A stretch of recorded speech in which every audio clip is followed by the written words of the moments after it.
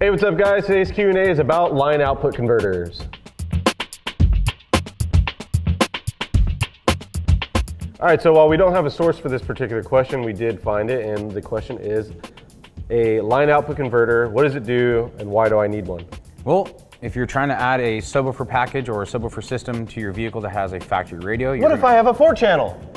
Or a 4-channel, or a 5-channel, or a mono block, but most of the guys out there are gonna add subs before anything else anyways. So if that's the case and you have a factory radio installed in that vehicle, you're gonna need or require a line out converter or some type of input converter or processor, etc.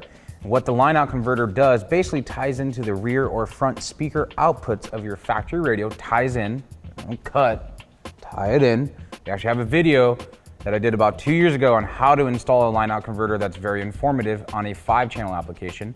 But when you're retaining the factory radio, you're gonna be tying that signal lead wires for the line out converter into the front or rear speakers of the outputs of that factory deck. And what that's gonna give you is basically RCA outputs to send RCA signal into your new amplifier, either it being a 4-channel, 5-channel, 6-channel, 8-channel, monoblock, doesn't matter.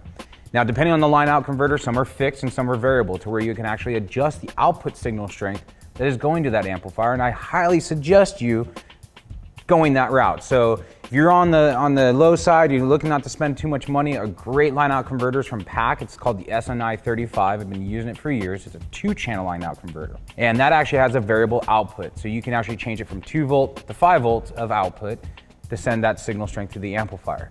Now, let's say you're doing a 5-channel or 4-channel, not just a mono block or a 2-channel, you're now going to go require a 4-channel line out converter for a 4-channel and or a 5-channel. There is pieces out there from Audio Control called the LC6i, LC7i, which is going to give you basically 4 channels of input from the factory radio and 3 RCA outputs, sub, front, and rear, to send to your new 5-channel or multiple amplifiers. So obviously, if you spend $14, you're just going to get the cheapest thing that you can get to make it work.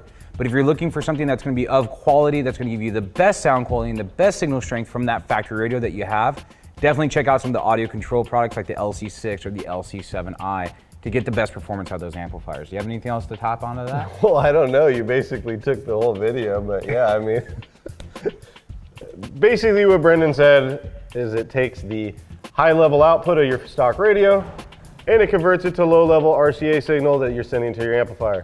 Of course, there's cheap ones, expensive ones. The benefit of going with a more expensive high-low adapter like an Audio Control LC2i, LC7, or even going with like a processor is that you can overcome equalization issues from the stock radio. You also have equalization issues that are related to volume related. So a lot of times, often on stock radios, as you turn up the volume, the bass output slopes off, or stock radios sometimes are actually crossed over at a point where you don't actually have a lot of low frequency signal if you're full range, right? Or full range. Sometimes you need to sum the signal together. There's a lot of different devices that you may need to take advantage of depending on the application. But like an LC2i as an example is a really popular high-end LOC with remote output. It uses their GTO signal sensing turn on, which is nice. So as soon as it senses signal, it turns on your amplifier. But it has a circuit built into it called AccuBass. So basically what that does is it allows you to put the bass back into the signal where maybe the particular factory radio doesn't offer those lower frequencies from the stock deck, or that will actually help you overcome volume equalization issues. Exactly, and if you don't really know any of those aspects or those configurations of what your factory system has, at the end of the day, what you're gonna wanna do if you're tying in a line out converter, especially for like a sub setup, don't go to the smallest speaker in the vehicle. Typically those are crossed over a little bit higher through the factory radio or through the factory amplifier. Depending on the vehicle, they can be capped, but you wanna go to a source that has full range audio signal, like a mid-bass driver in the door, a rear 6x9 in the deck lid, or even your factory 8-inch subwoofer that's in the deck lid or in the trunk. That's gonna give you that full range signal to send through that line out converter now onto your amplifier. So it's really important when choosing. Obviously, you definitely wanna get yourself a really good LOC, which stands for line output converter. But you really want to do some research on your vehicle. So like Brennan said, you can't just necessarily tie into any particular speaker. Oftentimes factory audio systems are crossed over internally in the amplifier, and you can't just go directly to one particular speaker to get a full range signal.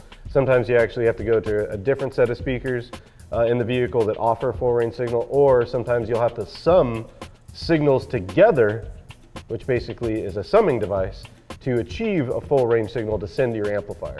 So definitely do some research on the car before you choose the product, because sometimes a $14 LOC won't do what you need it to do. Exactly, and if you guys have any further questions on the LOC that you need, feel free to leave some more questions below in the comments or give us a call and we'll be more than happy to help you out. Other than that, this is Brennan. I'm Alan, we'll see you next time.